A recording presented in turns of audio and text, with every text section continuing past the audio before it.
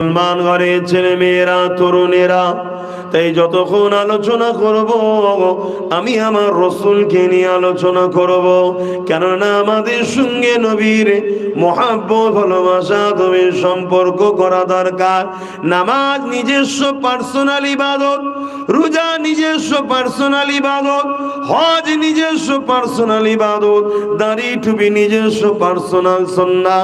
কিন্তু মনে রাখবেন, এই সব কিছুর আগে হলো নবীর প্রেম ও আদব। এটাকে বলা হয় ঈমান। ঈমান যার যত বেশি শক্তিশালী দুনিয়ার জমিনে, তার দ্বারা তত বেশি উপকৃত হবে। ঈমান যার যত দুর্বল, দুনিয়ার জমিনে নামাজ, রোজা, দাড়ি টুপি থাকার পরও সে অন্যায়ের কাছে মাথা নত করে দেবে, কেননা তার ঈমান তাকে রুখে দাঁড় করাতে দেবে না। আর ইসলাম কি বলছে? অন্যায়কে দেখে যে প্রতিবাদ করবে না, তার মধ্যে ঈমানও নাই। অন্যায় দেখে যে প্রতিবাদ করবে না, তার মধ্যে কি? ঈমান নাই। আর যার মধ্যে ঈমান নাই, তার কিছুই নাই। এ নওজোয়ান তরুণেরা, আমার আব্বা জানেরা, মায়েরা, বোনেরা, আমার নওজোয়ান তরুণেরা, মনে রাখবেন, আল্লাহ পাক তোমার আমার জন্য নূর নবীকে মডেল করেছে। দুনিয়ার জমিনে তুমি আমি যাই করি না কেন, আমার নূর নবীকে ফলো করতে হবে তোমাকে আমাকে। তবেই তুমি আমি দুনিয়ায় কামিয়াবি হব, আখিরাতেও কামিয়াবি হব। তবে এখানে একটা কথা বলে দিয়ে যায়, আর দুনিয়া সিদরুল মুমিনিন ওয়া জান্নাতুল কাফিরিন। মুমিনদের জন্য দুনিয়াটা জেলখানা, আর অবিশ্বাসীদের জন্য দুনিয়াটা জান্নাত। যদি আপনি 60-70 বছর, 80 বছরের জান্নাত নিতে চান, তাহলে পরকাল আপনার জন্য জাহান্নাম হয়ে যাবে। আর দুনিয়া যদি আপনি শান্তি না চান, তাহলে তুমি মুমিন হও, মুমিনের জন্য জেলখানা। এখানে কষ্ট হবে, এখানে মুসিবত হবে, এখানে তোমার উপরে টার্গেট হবে, জুলুম করা হবে। তুমি যেদিকেই যাও না কেন, তোমার জন্য বাধার দেয়াল দেওয়া হবে। মনে রাখবেন, এটা কত বছর? 60-70 বছরের কষ্ট। কিন্তু একদিন তুমি দুনিয়া থেকে চলে যাবে। আল্লাহ কবর থেকে শুরু করে আখিরাতের প্রতিটা মঞ্জিল পার করে আল্লাহ পাক তোমাকে চিরশান্তির জান্নাত দিয়ে দেবে। যদি তুমি বিশ্বাসী হও, তাহলে তোমাকে এটা মানতে হবে। অর্থাৎ দুটো রাস্তা, একটা রহমানের অর্থাৎ আল্লাহর, আর একটা ইবলিস শয়তানের। শুনছেন তো? দুটো রাস্তা। শয়তানের রাস্তায় যখন মানুষ চলা শুরু করে, প্রথম প্রথম খুব আনন্দ পায়। ফুলের রাস্তা, শুরুতেই কিসের রাস্তা? ফুলের রাস্তা, আনন্দের রাস্তা, মস্তির রাস্তা। কিন্তু কিছুটা যাওয়ার পরে এমন অন্ধকার ঘিরে ধরে, ওই অন্ধকার থেকে ও আর কোনো দিন নাজাত রেহাই পায় না। খেয়াল করে দেখো না, চারিদিকে খেয়াল করে দেখো, বড় বড় পাওয়ারকে খেয়াল করে দেখো, বড় বড় তাকতকে খেয়াল করে দেখো, বড় বড় দুনিয়ায় যারা সেলিব্রিটি বলা হয়, খেয়াল করে দেখো, বড় বড় খেলোয়াড়দের খেয়াল করে দেখো, যারাই শয়তানের রাস্তায় চলেছে। কিছুদিন একটু আনন্দ, শান শওকাত, গাড়ি বাড়ি, টাকা পয়সা, ফুর্তি, আনন্দ, আগে পিছু সব কিছু হই হাই সব হয়েছে। কিন্তু অন্ধকার যখন তাকে ঘিরে ধরেছে, আর আলো পাইনে, ওইভাবে দুনিয়া থেকে গেছে পরকালো অন্ধকার। আর রহমানের রাস্তায় যারা চলে, তাদের শুরুটা বহুত কষ্ট হয়, কাঁটার উপর দিয়ে হাঁটতে হয়। একটা টাইম আছে, যে টাইমে আল্লাহ তাকে পরীক্ষা নেওয়াটা ছেড়ে দেয়, সেখান থেকে সে শান্তি শুরু হলো। কবরেও শান্তি, আখিরাতেও চির শান্তির জান্নাত পায়। জোরে বলুন সুবহানাল্লাহ। বাপেরা, নওজোয়ান তরুণেরা, আল্লাহ পাক প্রতিটা নবী আলাইহিস সালাম দিওকে পরীক্ষা নিয়েছে। তোমাকে আমাকে নেবে না, এটা কেমন করে হতে পারে? তবে হ্যাঁ, নবী আলাইহিস সালাম দিওকে যে পরীক্ষাটা নিয়েছে, ওই পরীক্ষা তোমাকে আমাকে আল্লাহ নেয়নি। কেননা ওই পরীক্ষা নিলে তুমি আমি ধৈর্য ধরতে পারবো না। এ নওজোয়ান তরুণেরা, জিনাকে না বানালে কুল কায়নাত আল্লাহ বানাতেন না। সমস্ত নবী কুলের সম্রাট, নবীদের নবী হযরতে নূর নবী মুহাম্মদ আরবি সাল্লাল্লাহু আলাইহি ওয়াসাল্লামকে আমার আল্লাহ পাক কিভাবে আজমেছে, কিভাবে পরীক্ষা নিয়েছে। এ যুবকেরা, তরুণেরা, বাপেরা, আল্লাহ নবী নূর নবী দয়া নবী যখন সিজদায় যেতেন, নবী আবার নামাজ পড়ার জন্য মাথাকে নত করতেন। এক আল্লাহ, লা ইলাহা ইল্লাল্লাহ, নেই কোনো ইলাহা এক আল্লাহ ছাড়া, अल्लाह के सिवा दूसरा कोई माबूद नहीं। हम सब के एक ही खुदा है अल्लाह, कुल कायनात का एक ही बनाने वाला मालिक अल्लाह। लिल्लाहि मा फिस समावात व मा फिल अर्द, जमीन आसमान में जो कुछ है सब कुछ का बनाने वाला मालिक एक है अल्लाह। আমার নবী যখন সেই আল্লাহকে সিজদা করতেন, মাথাটা নত করতেন, তৎকালীন সময় ক্ষমতার আসনে ছিল আবু জেহেল, উতবা, সাইবা, আবু লাহাব। এরা আমার নবী পাকের মাথার উপরে পচা দুম্বার ভুঁড়ি খানা চাপিয়ে দিত। এ যুবক, শুনে রেখে দাও, জেনে রেখে দাও, আরে তোমাকে আমাকে তো সিজদার জন্য ডাকা হয়। তুমি আমি সিজদা করতে যাই না বলেই তো তোমার আমার মসজিদ গুলো অপমানিত হচ্ছে। তুমি আমি সিজদায় যাই না বলেই তো তোমার আমার মসজিদের সামনে বাদরের নাচ দেখতে হচ্ছে। তুমি আমি যদি মসজিদে যেতাম, যুব সমাজ যদি আল্লাহর ঘরে যাতায়াত করতে থাকতো, একটা মসজিদে যখন 500,000 ইয়ং জেনারেশন যুবকরা যাবে, মনে রাখবেন একটা ইমানদারের মোকাবেলায় 100 জন জালিমও কিছু নয়, কিছু নয়। তাই ইমানদারের পাওয়ার এতটা। আবার ইমানদারের মধ্যে অনেক কোয়ালিটি আছে। আমার গরিবের নামাজের মোকাবেলায় তো পুরো জালিমরা কিছুই ছিল না।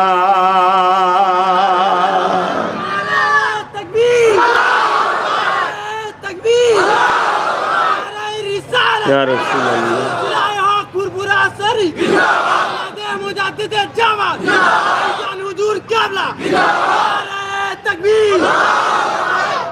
বেশি তকবীর দিইনি বাবা, এক্ষুনি এসে ফতোয়া হয়ে যাবে, বন্ধ কর দাও।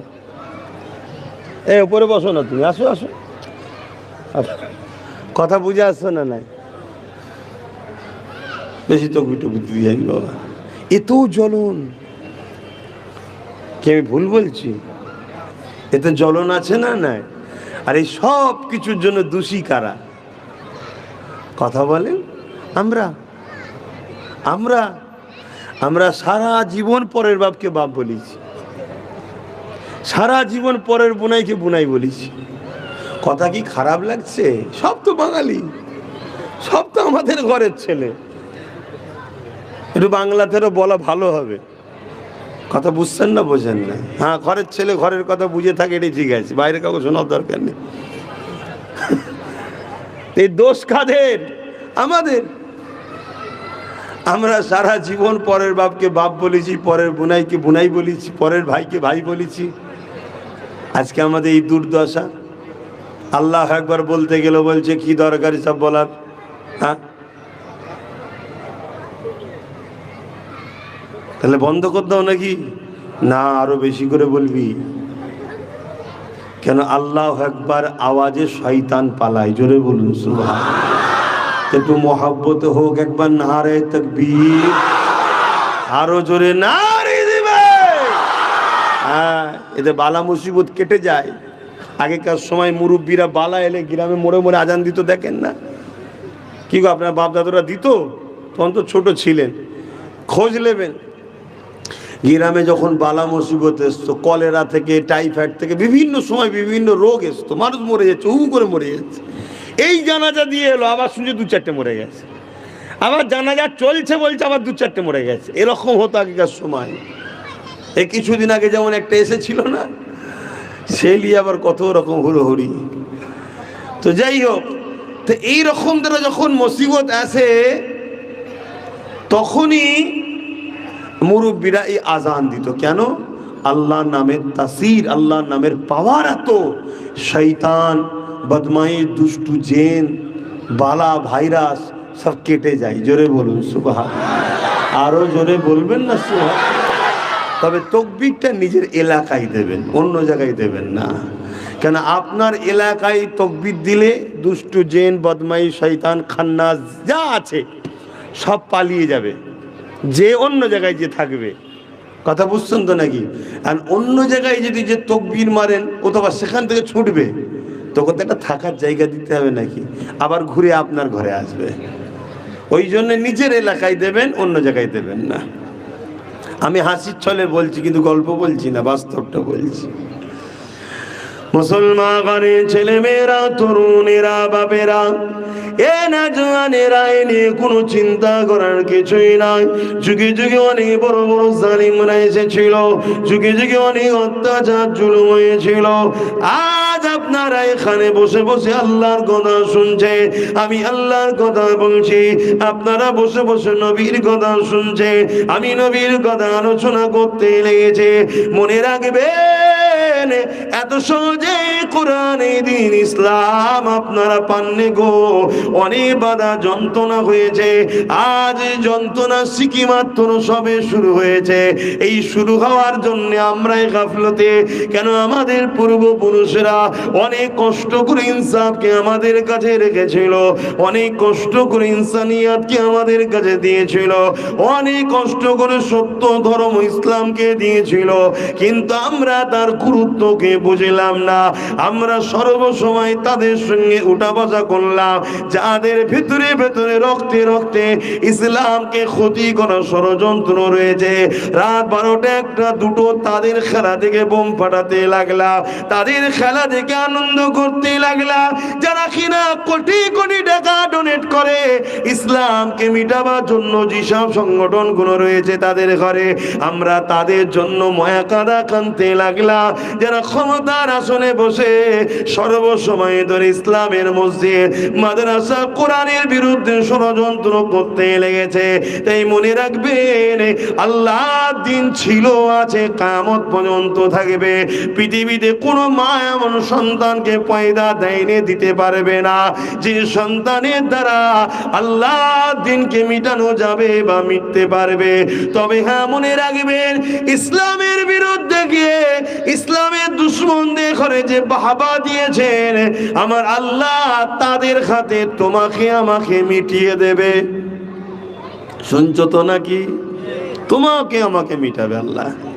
কেন? তোমার আমার দ্বারা যারা শক্তিশালী হয়েছে, খেয়ে দিয়ে মোটা হয়েছে, বুঝতে পারছেন তো নাকি? আল্লাহর প্রতিশোধ নেবে যে তোরা আমার ইসলামের দুশ্মনকে বাহাবা দিয়েছিলিস, দাঁড়া, ওর হাতেই তোকে মিটাবো। ইসলাম মিটবে না, তুমি এটা মনে রেখে দিও। আমার দেশেরই বাবরি মসজিদে প্রথম যে আঘাত দিয়েছিল জানেন না? তাকে আল্লাহ ইমানের কলেমা পড়ালো, 100টা মসজিদ করলো সে আবার। জোরে বলুন সুবহানাল্লাহ। তাহলে বুঝতে পারছেন, বুঝতে পারছেন তো নাকি? আল্লাহকে আমেরিকার বুশ বলেছিল আমেরিকায় মুসলমান রাখবো না, ইসলাম রাখবো না, আর বুশের কন্যাকেই আল্লাহ ইসলাম কবুল করিয়ে মুসলমান বানিয়ে কোরআনের হাফেজাও করেছে। জোরে বলুন সুবহানাল্লাহ। আল্লাহ কত ক্ষমতাশালী, বুঝতে পারছেন? তা আজ যারা তোমাদের সহযোগিতায় ফুলে ফুপে মোটা হয়েছে, তোমাদেরই সহযোগিতায় যারা ক্ষমতার আসনে বসেছে, তোমাদেরই সহযোগিতায় যারা সেলিব্রিটি হয়েছে, তোমাদের সহযোগিতায় যারা কোটি কোটি টাকা ইনকাম করে ইসলামের দুশ্মনদের ঘরে সহযোগিতা ওইসব ফান্ডে দিচ্ছে, এসব তোমার আমার সহযোগিতা ছাড়া বাপ কেউ উঠতে পারেনি। তাদের হাতে আল্লাহ তোমাকে আমাকে মিটাবে, ইসলামকে না। ইসলাম ছিল, আছে, থাকবে, এটা তুমি মাথায় রেখে দাও। এ যুবকেরা, এটা আজকে নতুন নয়। ইসলাম বলতে আমরা মনে করি দাড়ি টুপি মসজিদ মাদ্রাসা, না শুধু এতটুকু নয়, ইসলাম এমন একটা ধর্ম, ইন্নাদ-দীনা ইনদাল্লাহিল ইসলাম, মহান সৃষ্টিকর্তা আল্লাহ বলছে আমার পছন্দনীয় ধর্ম হলো ইসলাম। ইসলাম তো পিপাসিত মানুষের পিপাসা মিটাবার না, ইসলাম তো বস্ত্রহীনকে বস্ত্র দিবার না, ইসলাম তো অন্নহীনকে অন্ন দিবার না।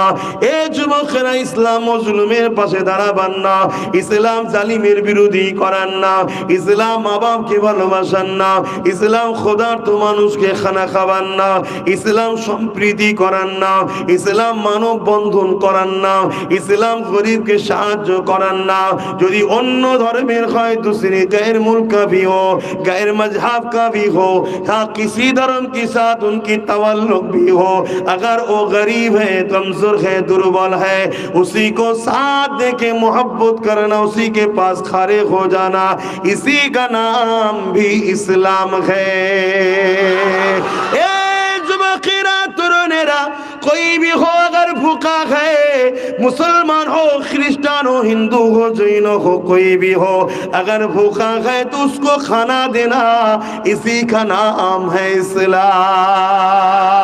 আমার নবী পাক সাল্লাল্লাহু আলাইহি ওয়াসাল্লাম বসে আছেন, একজন মানুষ এসে জিজ্ঞাসা করল, ইয়া রাসূলুল্লাহ, ইয়া হাবিবাল্লাহ, ইসলাম में सबसे अच्छा काम क्या है? इस्लाम में सब থেকে ভালো কাজ কি? इस्लाम में सबसे अच्छा काम क्या है? मेरे नबी ने फरमाया, जो शख्स भूखा है उसको खाना खिलाओ, ये सबसे अच्छा काम है। बोलिए सुभान अल्लाह। नमाज के बारे में नहीं बोले, रोजा के बारे में नहीं बोले, हज के बारे में नहीं बोले, ये सबसे अच्छा रोजा है, सबसे अच्छा नमाज है, सबसे अच्छा हज करना है, नहीं फरमाया। मेरे नबी ने फरमाया, भूखा जो है उनको खाना खिलाओ, ये इस्लाम का सबसे अच्छा काम है। बोलिए सुभान अल्लाह। उस शख्स ने फरमाया, अगर भूखा गैर इस्लाम है तो? मेरे नबी ने फरमाया, मैं तो कह रहा हूं इंसान, जो इंसान भूखा है उसको खाना खिलाओ। मैं तो ये नहीं फरमाया जो मुसलमान भूखा है। अरे इंसान का मतलब है मुस्लिम है, हिंदू है, क्रिश्चियन है, दलित है, और जो किसी मजहब से उनकी तवल्लुक हो, अगर कोई भी इंसान हो भूखा है तो उसको खाना खिलाओ, यही इस्लाम का सबसे अच्छा काम है। बोलिए सुभान अल्लाह। ওই মানুষটা শোনার সাথে সাথে সঙ্গে সঙ্গে আমার নূর নবীর কদমে এলে বললেন, যে ধর্মে গরিবকে খানা খাওয়াটা সব থেকে ভালো কাজ, অপরের হেল্প করা, ওই ধর্ম থেকে আমি দূরে থাকতে চাইনি, সেও কলমা পড়ে মুসলমান হলো। জোরে বলেছে। আর আজকে মুসলমান ঘরের ছেলে, इस्लाम में सबसे अच्छा काम जो भूखा है उसको खाना खिलाओ, और हर मुसलमान अभी क्या कर रहे हैं? दूसरे की खाना छिनाने की कोशिश कर रहे हैं। अगर खुद के लिए नहीं किए हैं तो अपने लीडर के लिए कर रहे हैं ना, করছো না করে নে। গরিবকে কিনে লাও, গরিব থেকে লুটে লাও, গরিবকে আরো গরিব করো, এসব কাজে আমরা লেগেছি না লেগিনি? তাহলে এই জন্য আল্লাহ আমাদের মিটাচ্ছে, এর জন্য আল্লাহ আমাদের মিটাচ্ছে। একটা ওসিলা, একটা বাহানা, কারো বাহানা দিয়ে কারো ওসিলা দিয়ে করছে। খোদার বিনা হুকুম ছাড়া গাছের পাতা লড়তে পারে? তাহলে আমাদের যেই লাট সাহেবই হোক না কেন, খোদার বিনা হুকুম ছাড়া কি করে আমাদের পিছনে লাগতে পারে? কথা মাথায় ঢুকছে না? ঢোকে না? আমাদের কর্মের ভোগ আমরা করছি, আমাদের কর্মের ফল আমরা পাচ্ছি, তাহলে এ থেকে রেহাই কি হবে? হ্যাঁ, রেহাই আছো তো, বললাম তো। আসুন, তওবা করুন, ফিরে আসুন, নূর নবীকে অনুসরণ করুন, আল্লাহ নবীকে প্যার করুন। নবী যে আখলাক চরিত্র দেখিয়েছে, ওই আখলাক চরিত্রে জীবন করুন, আল্লাহ আবার সাহায্য করবে। জোরে বলুন সুবহানাল্লাহ। আমার আল্লাহ পাক তিনি, যিনি ফিরাউনের মতো রাজাকে নীল নদে ছুঁচো ডুবানোর মতো ডুবিয়ে ডুবিয়ে মেরেছে, সেই আল্লাহ আছে না নাই? বলবেন তো? ए जुबाकेरा, दुनिया में ऐसा कोई हुकूमत है जो मेरे रब ताला से पावर ज्यादा है? अच्छा नाकि আমার আল্লাহর থেকে পাওয়ার কোন হুকুমতের আছে নাকি? এ যুবকেরা, তরুণেরা, আমার আল্লাহ তো তিনি যে কিনা এমন করে নমরুদকে খোড়া মশা দ্বারা মেরেছে, সেই আল্লাহ আছে না নাই? তাহলে আমাদেরকে যদি সাহায্য করে, যে যতই লাপাক, আল্লাহ সাইজ করতে সময় লাগবে। কিন্তু আমাদেরকে তো ইব্রাহিম খালিল বা তার অনুসারীদের মতো হতে হবে, তো মুসা কালিম বা তার অনুসারীদের মতো তো হতে হবে। কিন্তু আমরাই যদি আল্লাহর বিরুদ্ধে, আমরাই যদি দ্বীনের বিরুদ্ধে হই, তাহলে আল্লাহ সাহায্য করবে কেন? আল্লাহ নবী জানালেন মুমিনদের উপরে আল্লাহ সাহায্য হয়। মুমিন কারা? নবী আমার জানিয়ে দিলেন, লা ইউমিনু আহাদুকুম হাত্তা কুনা হাব্বা ইলাইহি মিন ওয়ালিদিহি ওয়া ওয়ালাদিহি ওয়ান নাসি আজমাইন। ততক্ষণ পর্যন্ত তোমরা মুমিন বা ঈমানদার হতে পারবে না যতক্ষণ পর্যন্ত তোমাদের ধন দৌলত, জমি জায়গা, ঘর বাড়ি, টাকা পয়সা, এমনকি ছেলে পুলে থেকে সব কিছু থেকে আমি রাসূলুল্লাহকে বেশি না ভালোবাসতে পারবে, ততক্ষণ তোমরা মুমিন হতে পারবে না। এ যুবকেরা, তরুণেরা, বাপেরা, যে যাকে ভালোবাসে তার অনুসরণ করে চলে। আমরা রাসূলুল্লাহকে যদি ভালোবাসি, তাহলে আমাদের উঠা বসা, চাল চলন, কথাবার্তা, লেবাসে, আখলাকে রাসূলুল্লাহর অনুসরণ করতে হবে। এ নওজওয়ানেরা, আল্লাহ নবীকে ফলো করেন। আমার আল্লাহ পাক যুগে যুগে নবীদের পরীক্ষা নিয়েছে। হ্যাঁ, আমাদেরকেও আল্লাহ পরীক্ষা নেবে, তবে এই পরীক্ষায় মজবুত হবে, দাঁড়িয়ে থাকতে হবে। মনে রাখবেন, আমার নবী পাক যখন সিজদায় যেত, আবু জেহেল, উতবা, সাইবা আমার নবী পাকের মাথাতে পচা দুম্বার ভুঁড়িকে চাপিয়ে দিত। ওই পচা ভুঁড়ি, দুম্বার দুর্গন্ধ বেরোতে থাকতো। আল্লাহ নবীর মাথা তুলতে বড় কষ্ট হতো, নবী পাকে নিঃশ্বাস নিতে বড় কষ্ট হতো। আল্লাহ নবী এমন করে বেশ কিন্তু সিজদায় পড়ে থাকতো। হযরতে খাতুনে জান্নাত ফাতেমা আয-জাহরা রাদিয়াল্লাহু তাআলা আনহা তখন ছোট ছেলে। তিনি আগে এসে আব্বার মাথা থেকে ওই পচা দুম্বার ভুঁড়িগুলোকে সরিয়ে সরিয়ে নামিয়ে দিত। তারপরে নবী আমার মাথা তুলতেন।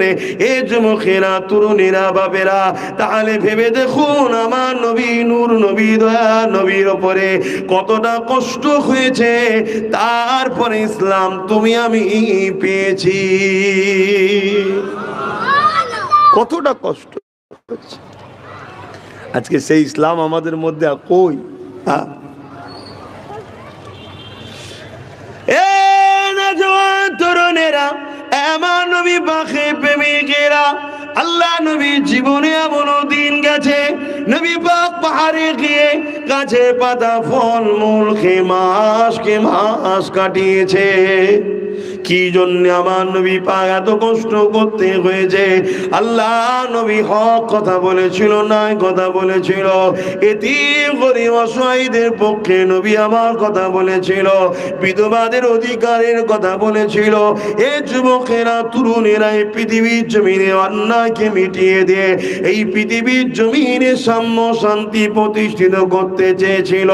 এই জন্যে নবী পাকের উপরে এত জুলুম অত্যাচার হয়েছে।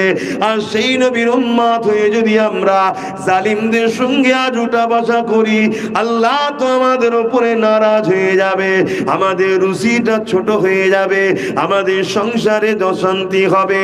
কোটি কোটি থাকলেও বা শান্তি পাবেন না। তাই বলবো, পরিবর্তন হন, আমার নবী পাককে পেয়ার করুন।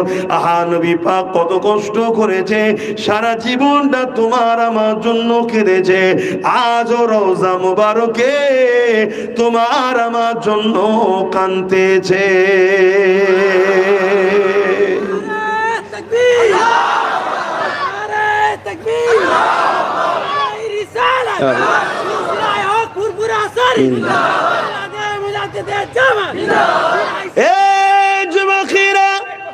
আল্লাহ নবী, নবী, দয়া নবী, নবী আমার সারা জীবনটা তোমার আমার জন্য কেঁদেছে। আল্লাহ নবী যখনই কেঁদেছে চোখে পানি তোমার আমার জন্য ছিল।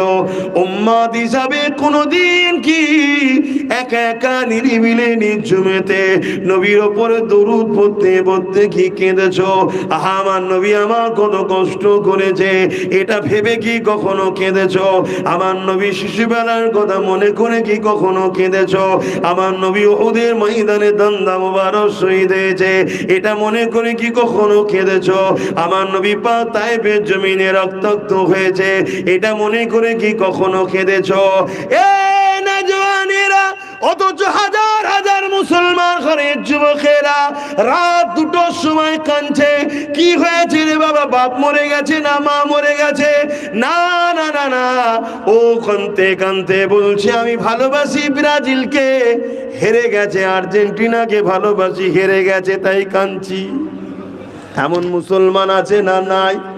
এ মুসলমানকে যদি আল্লাহ মিটাবার জন্যে এই জালিমকে বসাই তো অসুবিধে কি হচ্ছে? আমার আজ কি অসুবিধা হচ্ছে? হ্যাঁ, কারো খাইনি, কারো লিনি, কারো খাইনি, কারো লিনি। হাকিকাতটা বলছি। হাই রে মুসলমান, কোন দিনের জন্য একটা মুসলমান কাঁদলে? হ্যাঁ, যাহা আমার নবী তায়েফের জমিনে কত মার খেয়েছে, রক্তাক্ত পুরো জুতো মোবারক রক্তে বসে গেছে, তার জন্য কাঁদেন। যিনি আজও কাঁদছে রওজা মোবারক, রাত দুটোই কাঁদছে কেন?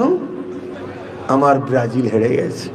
অথচ ব্রাজিল 24 ঘন্টা ইসলামকে মিটাবার জন্য চেষ্টা করছে। আমার আর্জেন্টিনা হেরে গেছে, সব সময় চাইছে ইসলামকে মিটাবো। আমি জানি ও দেশগুলো পৃথিবীর মানচিত্র থেকে আল্লাহ মিটে দিতে পারে, ইসলাম মিটবে না। জোরে বলুন সুবহানাল্লাহ। কিন্তু আপনাদের এই হাকিকাতের জন্য আপনাদের উপর জুলুম হচ্ছে না হয়নি? কথা বলেন। এই যুবকেরা পরিবর্তন হন, এখনো সময় আছে। আল্লাহর রাস্তায় পরিবর্তন হন, আল্লাহ নবীকে প্রিয়ার করেন, ভালোবাসেন, নবীর সুন্নতে জীবন গড়েন, নিজের পরিবার বাচ্চা মা বাপ লিহাজি করে দিয়ে থাকেন, হালাল ইনকাম করাতে ব্যস্ত থাকেন। ডেলি 1000 টাকা ইনকাম হয়ে গেছে তো কি হয়েছে? 2000 ইনকাম করার জন্য ব্যস্ত থাকেন, তবে হালাল 2000 যদি হয়ে যায় 10,000 হালাল ইনকাম করার ডেলি ব্যস্ত থাকে। হালাল ইনকাম করাটাও ইবাদত, মনে রাখবেন। আপনার প্রয়োজন যতটুকু আছে বাকিটা গরিবকে দিন, আপনার যতটুকু প্রয়োজন আছে বাকিটা দিনের রাস্তায় খরচ করেন।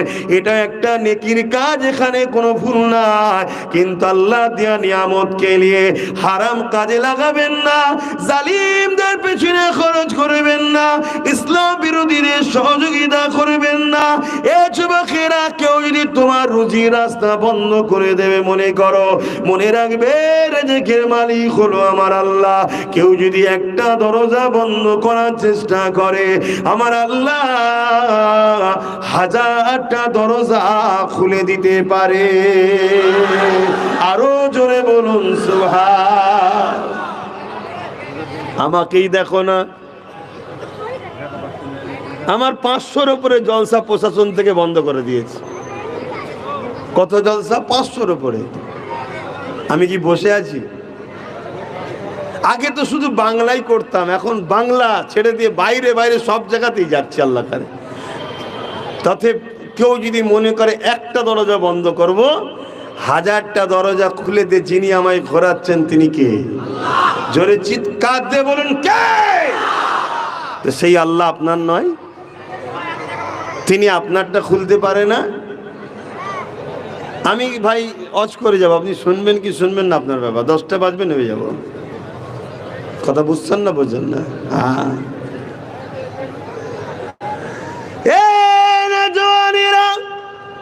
সারা জীবনটা যিনি তোমার আমার জন্য কেঁদেছে, আজও রওজা মুবারকে তোমার আমার জন্য কাঁদতেছে। আল্লাহ নবী জীবনের একটা কথা মনে পড়েছে। নবী আমার একদিন কাবা শরীফটা তওয়াফ করতেছিল।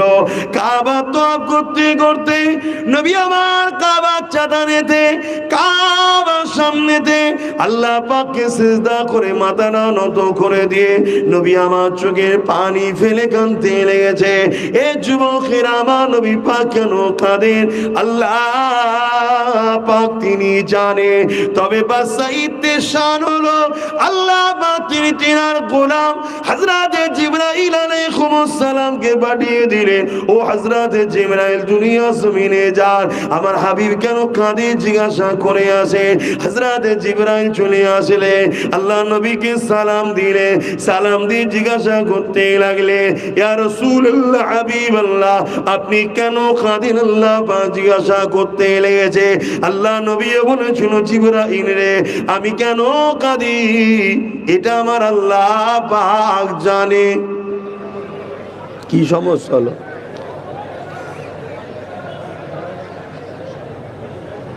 সাইড আছো, এই ছেলে, এই সাইড আছো, সাইড।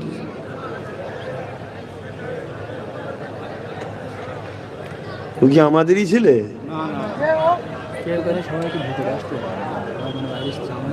আর আমাদেরও ছেলেদের দোষ আছে, তোর সেজে গুজে আসতে পারিস নি জলসায়, বুঝাও তো যাবে না যে কে কার মধ্যে ঢুকে বসে আছে। একটু সেজে গুজে এলে তো বোঝা যায় এগুলো কোন খ্যাতের, কিন্তু বুঝাও যাচ্ছে না।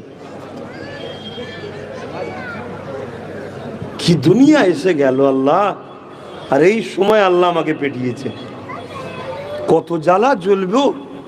হ্যাঁ, এ যুবকেরা, এ নবী পাকে প্রেমিকেরা, আলোচনা দিকে কান দিন। সময় যে মূল্য দিতে পারে না, অবশ্যই সে বিপদগ্রস্ত হবেই হবে, কোনো শিক্ষিতা নেই। এটা মনে রাখবেন যে সময়কে গুরুত্ব দেবে, সময় তাকেও সময় মতো ঠিক জায়গায় পৌঁছে দেবে। সময়ে গুরুত্ব দিবা শিখুন, তাই বলে দিয়ে যায়, জেনে রেখে দেন। আল্লাহ নবী নূহ নবী, দয়ার নবী হযরতে জিবরাইল আলাইহিস সালাম কি জিজ্ঞাসা করলে, ও হযরতে জিবরাইল রে, আমি কেন কাঁদি আল্লাহ জানে। তবে যখন তোমাকেও জানাতে চেয়েছে, জিবরাইল শোনো, আমার আল্লাহ পাক